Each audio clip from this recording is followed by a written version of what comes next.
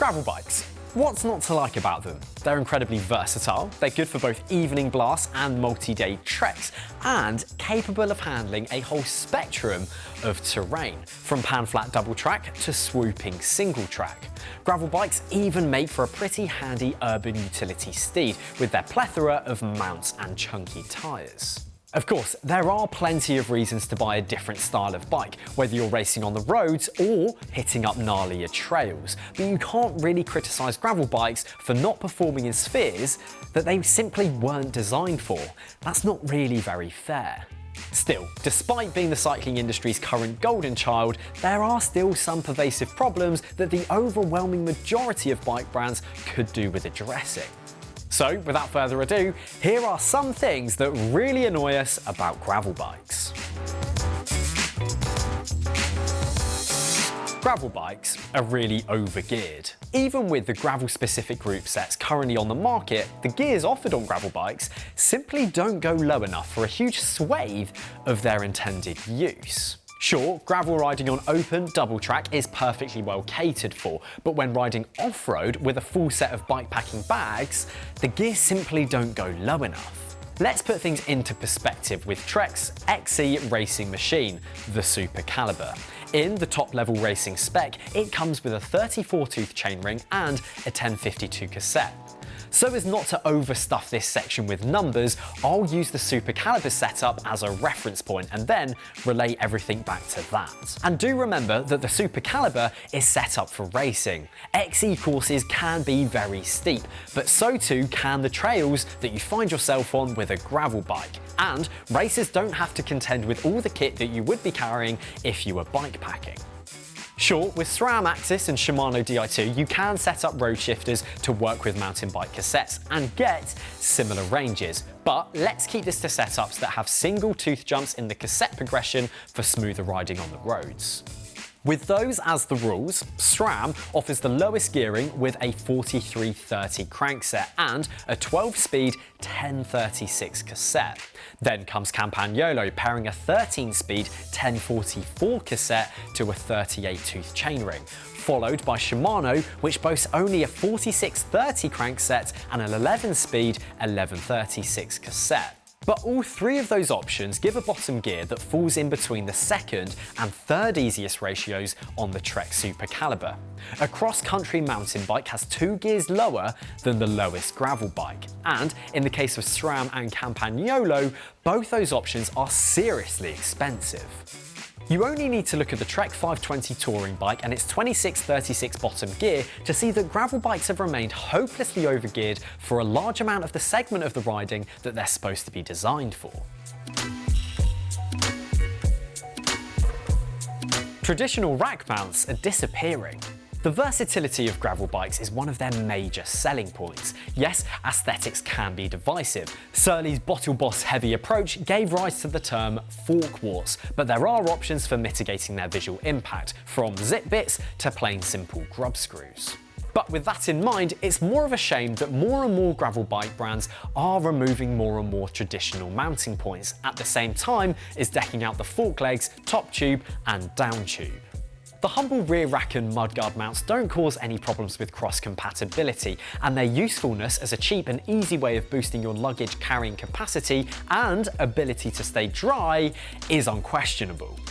We would hazard a guess that the bike industry doesn't want to dilute the gravel look of saddle pack, frame bag and bar bag and other bike packing paraphernalia with that of an old-fashioned set of panniers and mudguards. But we say, if there's no good reason for taking those mounts away, why impose this arbitrary limitation of what people can and can't do with their own bike? The vast choice of tyres is a blessing and a curse. Much like road and mountain biking, there's a whole load of different tyre options out there to riders. However, unlike both road and mountain biking, the gravel tyre has the very tough job of trying to perform well on multiple terrains. This means that there's a whole lot of options out there, but it does create a bit of a double-edged sword situation. On one hand, you've got plenty of choice for whatever parkour you'd want to ride on, but on the other hand, you're left wondering what part of the ride you want your tyres to perform best on. Do you choose something that works for all the muddy trails around you? Or do you opt for something that works really well for all the fast riding that you do? Or do you opt for some sort of halfway house that only kind of works on both? Tyre choice can be a really tough one to navigate, and it often results in a lot of trial and error before you find something that works really well for your local area. But we do wish that the process of choosing a tyre was a little simpler. And actually, this takes me quite nicely onto my next point. There aren't enough aggressive tyre options for gravel bikes. This is less one for the frame manufacturers and probably one for the manufacturers of tyres. Why can't a decent mud tyre for gravel bikes be produced? It really doesn't make any sense why this segment of the market is just so barren. Of course, there are 33mm wide tyres, which are directed at the cyclocross market, and these models are excellent in deep and sloppy mud, but in being so narrow, it makes it hard for them to be used anywhere else, especially where they may be subject to impacts on the rim from rocks and roots. At the other end, the mountain bike sphere is absolutely jam-packed with as many mud-specific models that you could shake a stick at, but they all typically come in at 2.3 inches in their smallest size, so they just don't fit the overwhelming majority of gravel bikes. Quite simply, what's needed is a tyre that comes in a width from 40mm to 56mm that has widely spaced and tall knobs so as to dig into the slop and then quickly shed any of the mud that gets picked up. There are some models, like the Schwalbe Ultra bikes, which get close, but these could do with slightly taller knobs, and ones that aren't quite so thin in lateral direction. Squares are generally better than rectangles.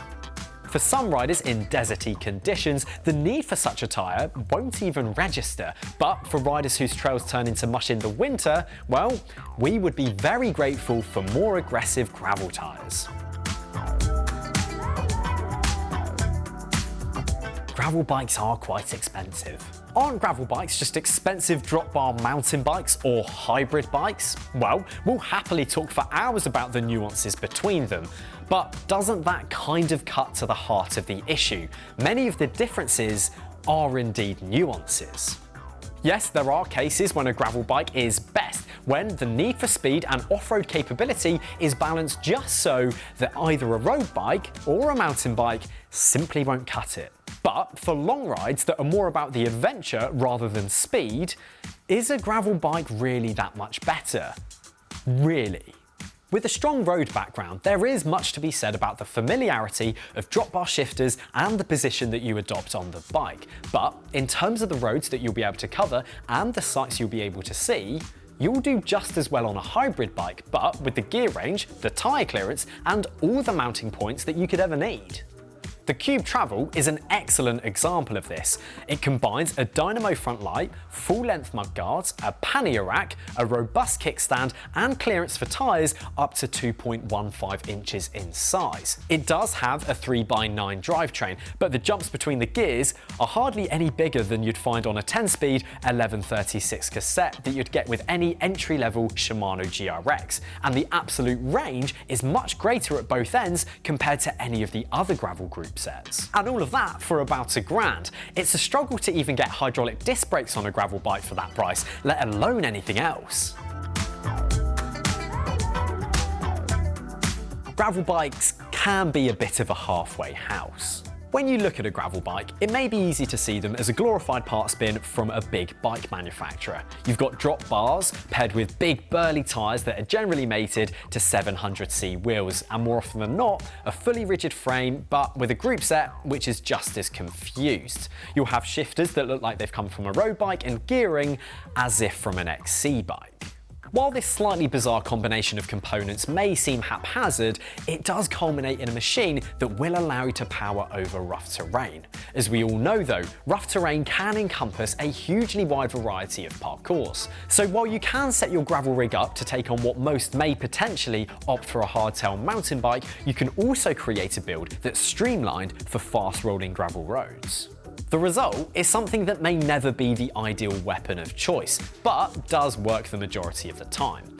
we've seen the pros take to gravel at the Tour de France aboard the same bikes that they race on the road with. We've also seen Mathieu van der Poel adapt to Canyon Ultimate to run gravel tyres, which he then went on to pilot to third place at the Gravel World Championships, with his teammate going on to win the race. So, while it is annoying that in many circumstances there will be another bike that will do the job better, we can't also deny the sheer versatility that a gravel bike provides.